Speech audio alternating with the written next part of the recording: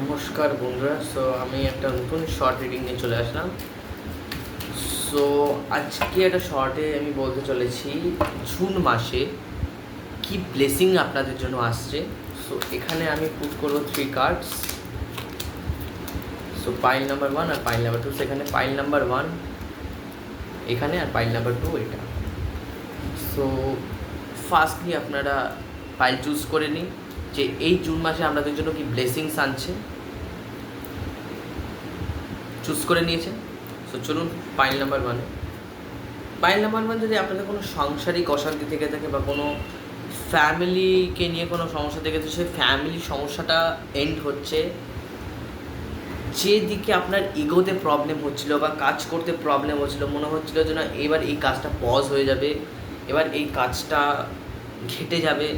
আর এখানে আমি দেখতে পাচ্ছি এই জুন মাসে আপনি কিছু ফ্যামিলির সাথে টাইম স্পেন্ড করবেন। ওকে, এটা দেখা যাচ্ছে।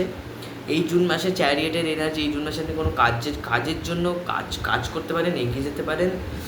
সান কার্ডের এনার্জি, আপনার জীবনে একটা আলো আসবে।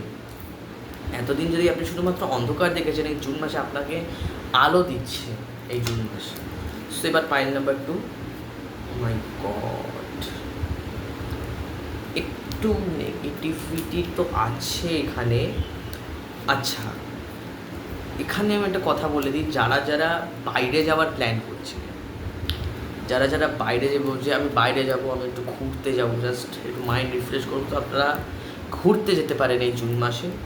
আর যদি কোনো সাংসারিক অশান্তি হয়ে থাকে তো সেইটার ডেথ হচ্ছে, এরপরে বুঝতে পারলাম এটা খুব পজিটিভ এনার্জি। যদি কোনো সংসারে কোনো অশান্তি বা কোনো নেগেটিভিটি হয়ে থাকে তো এটা এই জুন মাসে এন্ড হচ্ছে। ওকে,